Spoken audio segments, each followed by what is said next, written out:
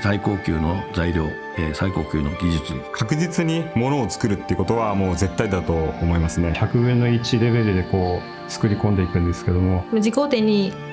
不良を流さない。作り手も和をだし、作るものも和をにつながる。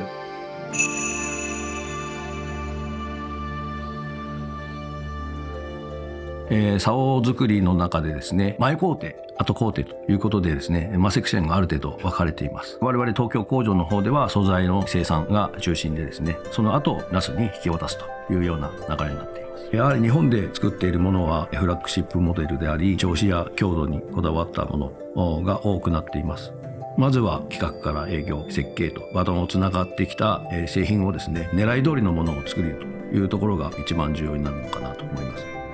ものづくりに関しましては毎年ですね、新製品もですねたくさん生まれてきます。そんな中ですね、一つ一つの設計に対して一本一本ですねマンドレルが設計されていますので、今保有しているのでも3000種類ものマンドレルをですね保有しておりまして、ものづくりは人づくりと諸先輩方からですね、受け継いだ人の重要性なんかも気にしながらですね、マザー工場としてやはり最先端技術をなんとか具現化して形にして狙い通りものが作れるようにしてバトンタッチしていきたいなと。1本目集中することがかなり大事で、1本目集中できれば次からどんどん集中できる状態維持できるので、あとは巻き上がった後もそれで終わりではなくて、ホコリ一つカッターの刃先3ミリ程度のゴミがついてても不良で落とされてしまうので、クロスがちょっとでも浮いてたらそこをきっかけに外れて不良になってしまいますので、作業する前に一本一本目で確認して、せっかくそこまで苦労して巻き上げたものを異物一つで落とすっていうのは自分にとっては本当に悔しいので、人ってリベンジする時って絶対作戦を練るじゃないですか。次は絶対勝ってやるって。それと同じで、不良が出てしまった時に作戦を練って対応できるか。日常生活において手が震えることってあまりないんですけど、自分が人生の中で釣りで大物釣った時やっぱり手が震えましたので、そういった感動っていうのは釣りで教わったんで、やっぱりその思いをお客さんに味わってもらいたいというところで、自分たちがしっかり竿を作っていかなきゃいけないなっていうのは思いますね。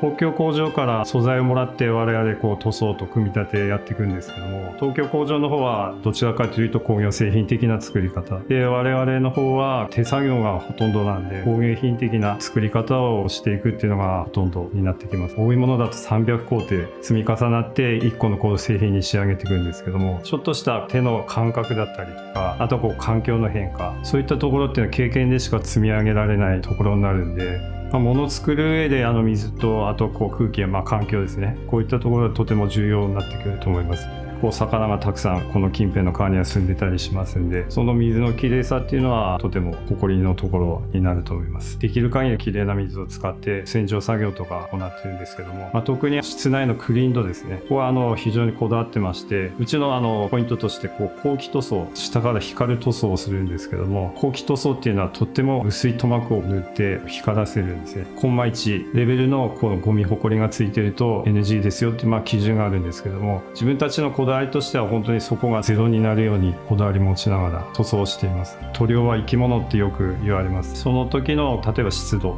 温度を見て塗った時にちょっと違うなっていう時は微調整を入れるっていうのを繰り返しながら美しい外観を作っているっていうのが現状ですね。自分たちも釣りしてますんで、作りながら自分で使ってみる、それで自分がこういったものを作ってるんだっていうのが自覚できることはとても幸せなことかなと思います。やり直しが効かない作業なので一発勝負っていうところがあるんですけど、線入れとかは最終外観になるので最終外観を作っているという責任感もあります。息を止めて作業することで、その線入れの線がぶれなかったりとか、集中して自分で作業できてるなと思ってるので、それを意識してやってるのと、筆も刷毛もだいたい 5,6 本ずつ持ってて、それで色とかその時のちょっと刷毛の状態が悪いなと思ったら違うの使ったりとか、それで分けてます。作業する上で組図というものがあるんですけど、デザイナーさんがこうやって作ってるんだなっていうのを意識して、でこの通りに寸法これだねとか、ここまで着色色出さないといけないねっていうのを意識して作業してます。何回かお店に連れてってもらったことがあって、すごい嬉しそうな顔してこれに決めたみたいな感じで買ってくのを見たので、こっちも嬉しい気持ちになりました。再会シーンとかってやっぱドラマとかでもめっちゃ感動するじゃないですか。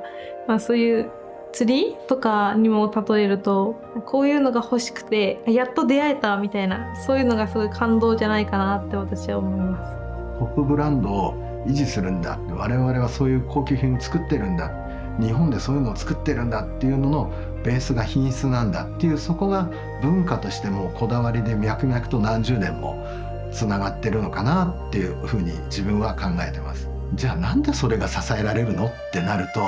自分が釣りが好きだから、それをやっぱりお客さんにも伝えたいんだっていうその気持ちがあるのかなと思ってます。で、自分なんかも実は親子3代の釣りバカで、祖父の代からもう釣り好きでって、それが脈々とやってもそれが DNA でこう染み込んでるんじゃないかなと思ってて、開発企画は新しいものを考えて設計が形にして、製造はその夢の作った形を量産していくんだと。メ感度とか手感度っていう表現があるんですけども、人間って不思議なもので、紙1枚2枚の違いでも手に触った瞬間分かるのと同じで、数字ではなかなか出ない範囲の微調整がいるとか、そういったところもメンバー気にしながらやってくれてますね。東京の方で作ってくれたいい素材、要は品質が満たされているいい素材を我々が最高にお客様のお手元に届くような形にバトンをまさにつないでいく。自肯定はお客様っていうのが自分も入社した頃から言われていて、要は次の工程にはお客様なんで、そのイメージでちゃんといいものを渡しなさいと。一つ一つのやっぱり毎日の積み重ねっていうのはおろそかにできない大切なことだと思ってます。で、それの積み重ねの元でできた品質、文化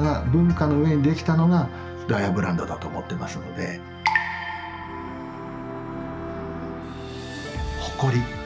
ですね。その誇りが元に全てが成り立っている。なんでそこまで品質見てるのっていうような話もいただくんですけど、ダイワのブランドとしていいものを送りたいんだっていうのは各拠点もどこも一緒で、そこのこだわりはどこに行っても捨ててない。最先端素材と手作業の掛け合わせ。お客様が気づかない部分にこだわる執念。自分が心から誇りに思えるもの。筆先に全集中すること。